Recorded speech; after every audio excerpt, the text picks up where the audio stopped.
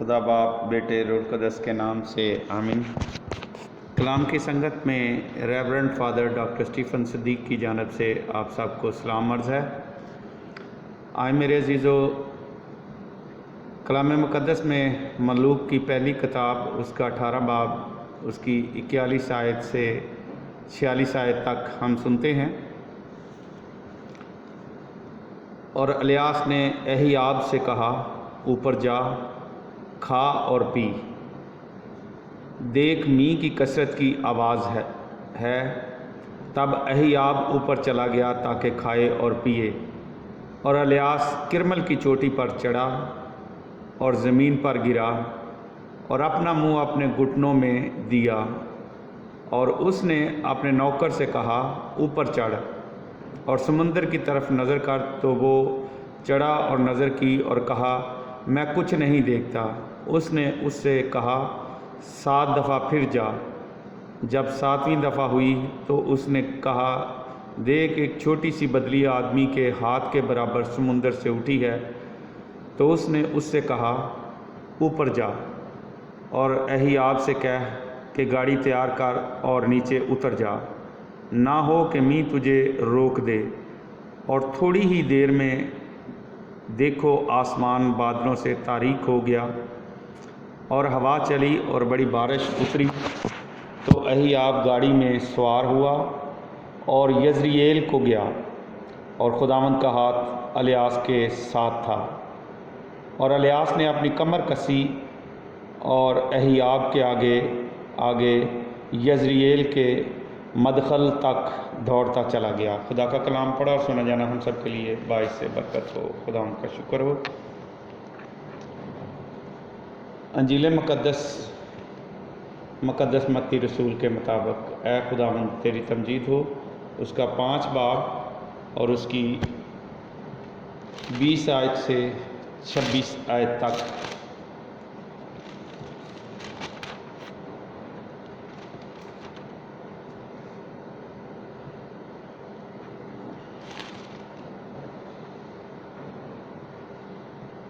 کیونکہ میں تم سے کہتا ہوں کہ اگر تمہاری راستی فقیوں اور فریسیوں کی راستی سے زیادہ نہ ہو تو تم آسمان کی بادشاہی میں ہرگز داخل نہ ہوگے۔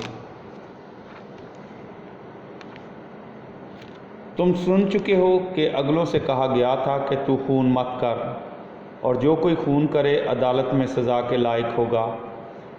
لیکن میں تم سے یہ کہتا ہوں کہ جو کوئی اپنے بھائی پر غصے ہو عدالت میں سزا کے لائق ہوگا، اور جو کوئی اپنے بھائی کو راکا کہے وہ عدالت عالیہ میں سزا کے لائق ہوگا، اور جو اسے احمق کہے وہ جہنم کی آگ کا سزاوار ہوگا۔ پس اگر تو قربانگاہ کے پاس اپنی نظر لے جائے اور وہاں تجھے یاد آئے کہ میرے بھائی کو مجھ سے کچھ شکایت ہے، تو اپنی نظر قربانگاہ کے سامنے چھوڑ کر چلا جا۔ پہلے اپنے بھائی سے میل کر، تب آ کے اپنی نظر گزران۔ جب تک تو اپنے مدعی کے ساتھ راہ میں ہے، جلد اس سے میل کر، تا نہ ہو کہ مدعی تجھے منصف کے حوالے کرے اور منصف تجھے پیادے کے سپرد کرے اور تو قید خانہ میں ڈالا جائے۔ میں تجھ سے سچ کہتا ہوں کہ جب تک تو کوڑی کوڑی ادا نہ کرے گا وہاں سے ہرگز نہ چھوٹے گا۔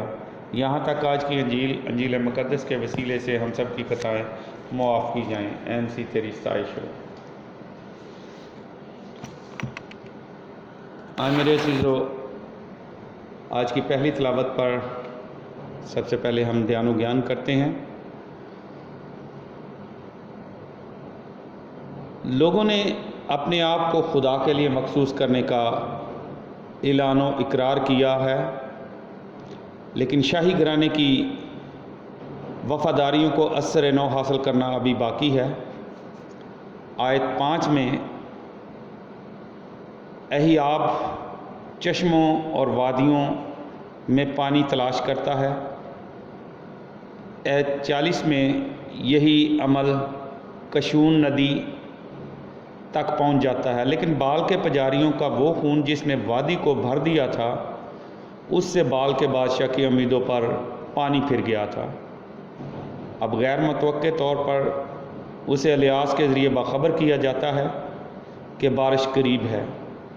آگ اور خون نے لوگوں کے سامنے خداوند کی عظمت و حشمت کو ثابت کر دیا ہے، اور بارش اسی بات کا مظاہرہ بادشاہ کے سامنے کرے گی۔ کوہ کرمل پر ضیافت عہد کے کھانے کے متوازی ہے، اور یہ سینا پہاڑ کی قربانی کی طرح ہے جہاں موسیٰ اور لوگوں کے بزرگوں نے خدا کو دیکھا اور کھایا پیا۔ لیکن آیت 42 کے الفاظ کو نہایت محتاط انداز سے بنا گیا ہے۔ یہ صرف یہ کہتی ہے کہ اہیاب اوپر پہاڑ پر کھانے اور پینے کے لیے جاتا ہے۔ یہ معلوم نہیں کہ کیا وہ ایسا کرتا ہے یا نہیں۔ خداوند کے جلالی اور عظیم ظہورات کے سامنے بادشاہ کا جواب واضح نہیں ہے۔ الیاس کے نوکر جس کا پہلی مرتبہ یہاں ذکر ہوا ہے، وہ اس وقت نگرانی کرتا اور پیغامات کو آگے پہنچاتا ہے جبکہ الیاس ایک خاص طریقہ کار کے تحت گہری دعا میں ڈوبا ہوتا ہے۔ اس کا یہ اعتماد کہ بارش عنقریب ہونے والی ہے کبھی بھی متزلزل نہیں ہوتا، گو کہ تاخیر طویل ہوتی ہے، اور وہ ایک بظاہر غیر اہم بادل کے نرم دھوئیں میں خداوند کے ہاتھ کو پہچان لیتا ہے۔ کوہ کرمل سے یزرییل کا فاصلہ 25 کلومیٹر ہے۔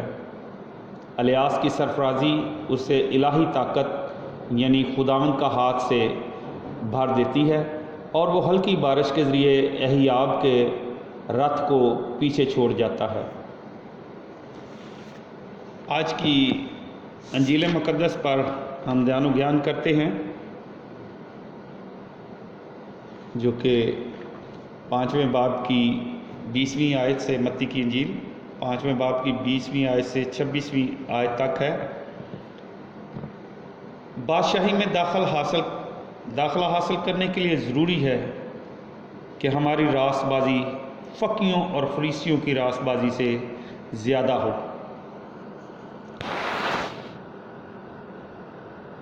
یہ لوگ مذہبی رسومات اور شعائر سے مطمئن ہوئے بیٹھے تھے، انہیں ظاہری اور رسوماتی پاکیزگی تو مل جاتی تھی، مگر دل ہرگز تبدیل نہیں ہوتے تھے۔ یسوع نے اس حقیقت کو اچھی طرح سمجھانے کے لیے مبالغے کا استعمال کیا ہے کہ ظاہری راست بازی کے ساتھ اگر باطنی حقیقت نہیں ہے تو بادشاہی میں داخلہ نہیں ملے گا۔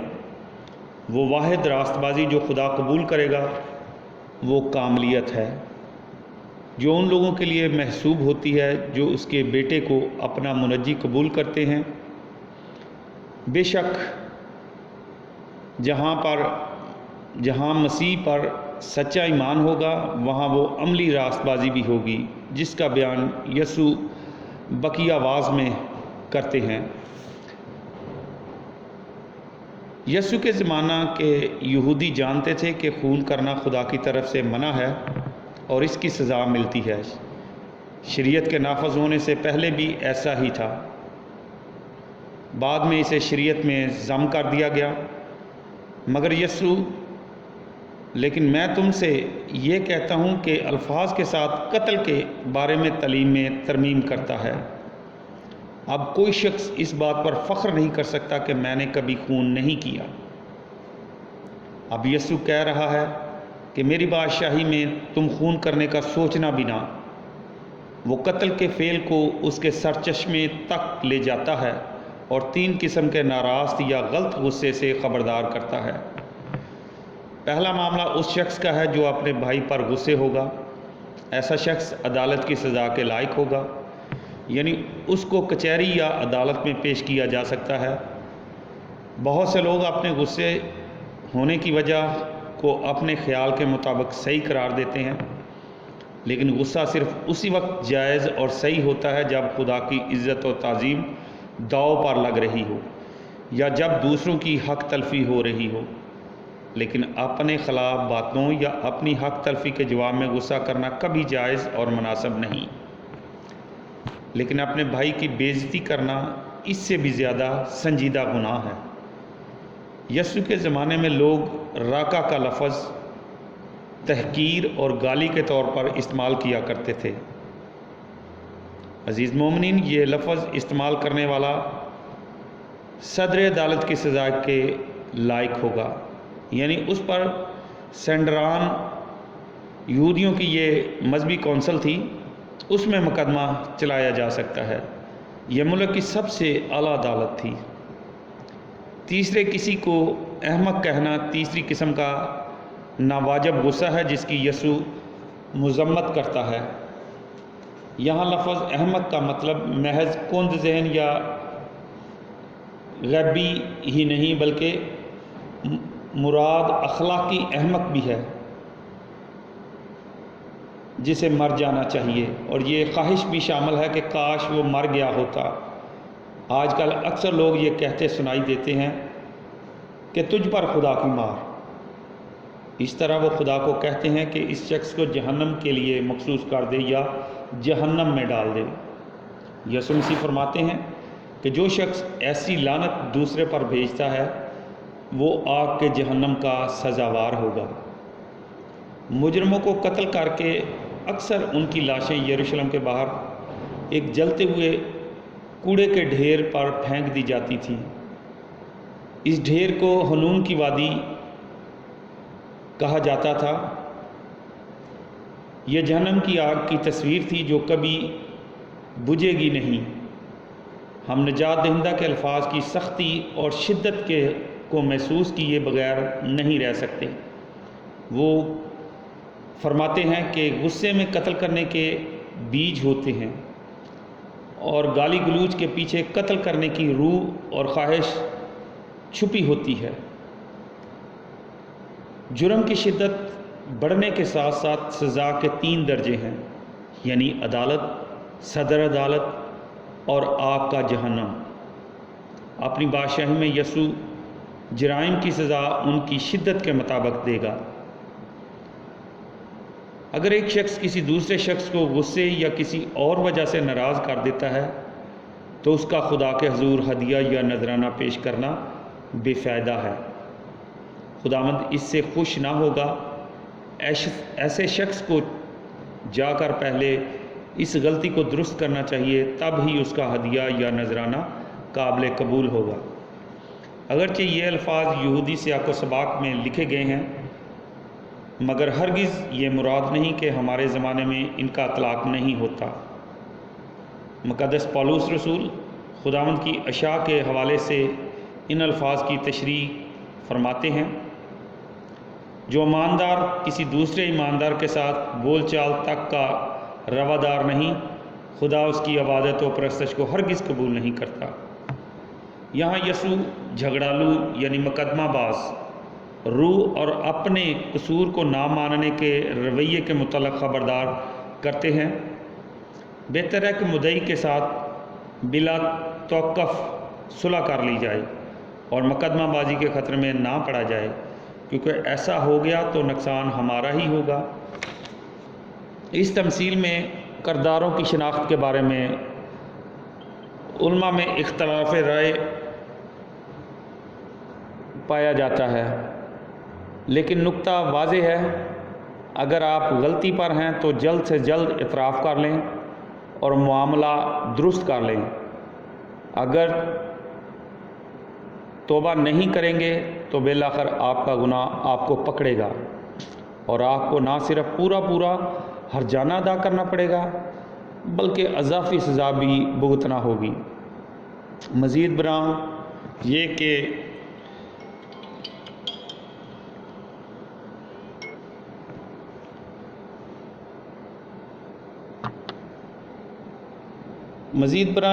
کہ کچہری کی طرف بھاگنے میں جلدی نہ کریں۔ اگر ایسا کریں گے تو قانون آپ کو پکڑ کرے گا اور آپ کو کوڑی ادا کرنا پڑے گی۔ ان دونوں طلاقوں کا جو ہم سبق نکالتے ہیں، جو خلاصہ بنتا ہے، وہ کچھ اس طرح ہے کہ خدا کے بھیجے ہوئے نبی، رسول، مبشر، خادم خدا کی موجودگی کا مظہر اور ظہور ہیں، جو اپنے وقت کے لوگوں کے لیے ان کی تہذیب و تمدن، مذہب اور اخلاقیات کے مطابق خدا کا پیغام پہنچاتے ہیں۔ الیاس نبی اہیاب بادشاہ کو آنے والے وقت کی آگاہی دیتا ہے تاکہ وہ بارش سے بچے۔ الیاس نبی اس کے ساتھ چلتا ہے۔ کتاب کا مصنف باور کروانا چاہتا ہے کہ خدا کے بندوں کی رفاقت میں چلنے سے آنے والی پریشانیاں اور مصیبتیں دور ہو جاتی ہیں اور انسان ان سے بچ جاتا ہے۔ انجیل مقدس میں خدا یسوع مسیح حقیقی راست بازی اپنانے کی نصیحت کرتے ہیں، بدیاں اور برائیاں ختم کر کے انسانیت کے ساتھ مخلص ہونے کا پیغام دیتے ہیں تاکہ فتویٰ اور سزا سے بچ کر خدا کی بادشاہی میں داخل ہو سکیں۔ خدا یسوع مسیح جو کہ زندہ خدا کے بیٹے ہیں، اپنے متجسد ہونے کے وسیلے سے خدا اور انسان کے درمیانی بنے۔ الہی استاد یسوع ناصری مذہبی رسومات اور انسانی تعلق کے درمیان ہم آہنگی، ایمانی بالیدگی اور خاندانی محبت کا پیغام اپنے سامعین تک پہنچاتے ہیں۔ اس لیے مذبح اور قربانی کے درمیان جو وقفہ ہے وہ ہمسائے کی محبت اور خدا کی محبت کا نشان اور وقت ہے۔ مزید برآں خداوند یسوع موافی اور تجدید کی روحانیت سے ہم سب کو مستفید کرتے ہیں کہ ہم ہمیشہ مسیح کے نائب ہوتے ہوئے امن، صلح اور سلامتی کے پیغمبر بنیں۔ خدا ہم سب کو اپنے اس کلام کو سمجھنے، پڑھنے، سننے اور اس پر عمل کرنے کی توفیق عطا فرمائے، آمین۔ اے میرے عزیزوں، ہم مل کر وہی دعا کریں جو خدا یسوع مسیح نے خود ہمیں سکھائی ہے۔ اے ہمارے باپ، تو جو آسمان پر ہے، تیرا نام پاک مانا جائے، تیری بادشاہی آئے، تیری مرضی جیسے آسمان پر پوری ہوتی ہے زمین پر بھی ہو۔ ہمارے روز کی روٹی آج ہمیں دے، اور جس طرح ہم اپنے قرض داروں کو بخشتے ہیں تو ہمارے قرضہ میں بخش، ہمیں آزمائش میں نہ پڑنے دے بلکہ برائی سے بچا، کیونکہ بادشاہت، قدرت اور جلال ہمیشہ تیرا ہے، آمین۔ سلام مریم، پرفضل خداوند تیرے ساتھ ہے، تو عورتوں میں سے مبارک ہے تیرے پیٹ کا پھل یسوع۔ اے مقدسہ مریم، خداوند کی ماں، ہم گناہ گاروں کے واسطے دعا کر اب اور ہماری موت کے وقت، آمین۔ جلال باپ، بیٹے، روح القدس کا ہو، جیسا کہ ابتدا میں تھا، اب اور ہمیشہ ہوگا، آمین۔ خدا کریم کی رحمت اور حفاظت میں ہم تمہیں سونپتے ہیں۔ خداوند تمہیں برکت دے اور تمہیں محفوظ رکھے۔ خداوند اپنا چہرہ تم پر جلوہ گر فرمائے اور تم پر مہربان رہے۔ خداوند اپنا چہرہ تمہاری طرف متوجہ کرے اور تم کو سلامتی بخشے، اب اور ہمیشہ تک، آمین۔ خداوند آپ کے ساتھ ہو۔ اب ہمارے خدا یسوع مسیح کا فضل، خدا باپ کی محبت، رفاقت اور شراکت اب سے لے کر ہمیشہ تک ابدالآباد آپ سب کے ساتھ ہوتی رہے۔ عبادت ہو چکی، صلح اور سلامتی میں رہے اور خداوند کی خوشخبری دوسروں تک پہنچائیں، آمین۔ خدا باپ، بیٹے، روح القدس کے نام سے، آمین۔ میرے عزیزو،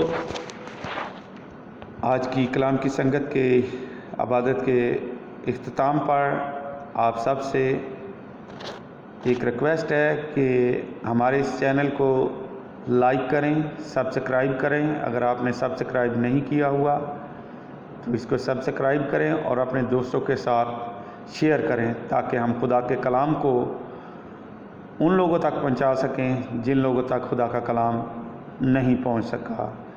خدا ہم سب کو اپنی برکات اور فضائل سے مالا مال کرے، آمین۔